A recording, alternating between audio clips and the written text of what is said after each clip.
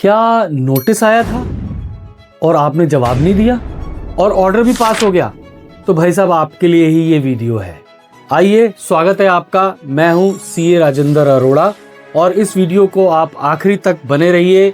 आपको एक बहुत महत्वपूर्ण जानकारी एक केस लॉ के माध्यम से देने वाला हूं।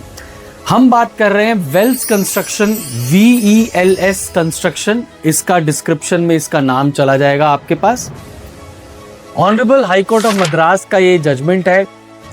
टैक्स पेयर को एक नोटिस गया जो उसके एडिशनल नोटिसेस में एंड ऑर्डर्स के टैब में चला गया। उसने नहीं देखा, कोई जवाब नहीं दिया और उसके ऊपर टैक्स पेयर को फिर से एक नोटिस आया, रिपीटेड रिमाइंडर, जो कि वही पोर्टल पर आया और फिर उसने नहीं देखा।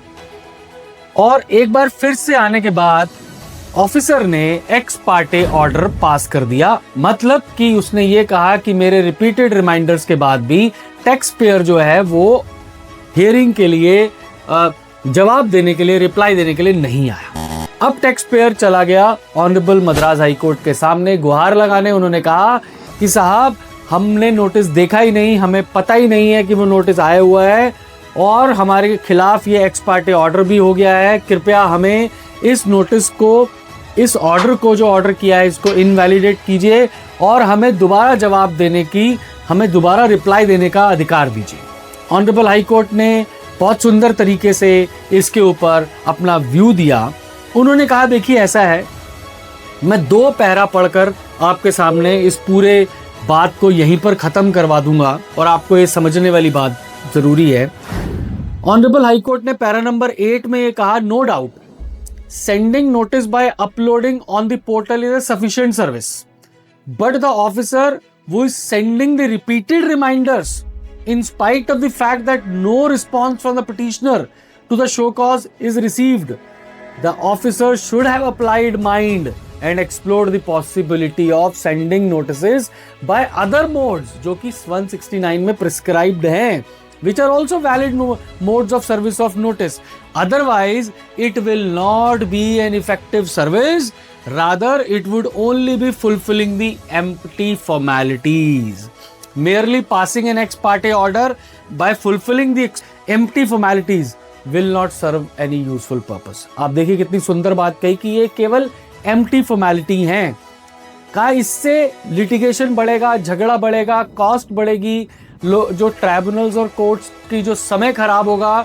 इसलिए उन्होंने कहा कि when there is a no response from the taxpayer to the notice sent through a particular mode, एक तरीके से अगर कोई आपको नोटिस दिया जा रहा है, उसके ऊपर जवाब नहीं आ रहा। बहुत सुंदर बात कही कि बार बार मुझे आप रजिस्टर्ड पोस्ट करवा रहे हो और जवाब नहीं आ रहा, बार बार आप मुझे ईमेल कर रहे हो और जवाब नहीं आ रहा, पोर्टल पर भेज रहे हो, जवाब नहीं आ रहा।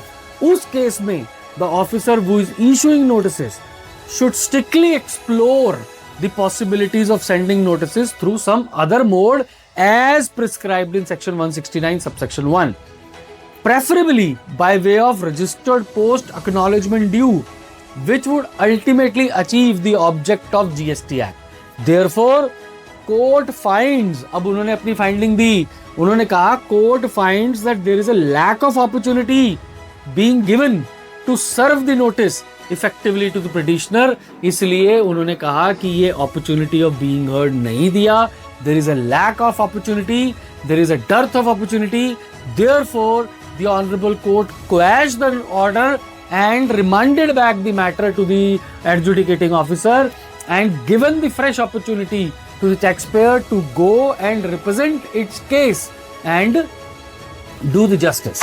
आई बिलीव ये बहुत ही लैंडमार्क जजमेंट है Vels construction honourable Madras high court का, जिसमें उन्होंने कहा कि अगर एक कोई भी मोड ऑफ सर्विस से आपको नोटिस दिया जा रहा है 169 में जो प्रेस्क्राइब्ड है और उसका कोई जवाब नहीं आ रहा, तो आपको और मोड्स और तरीके एक्सप्लोर करने चाहिए।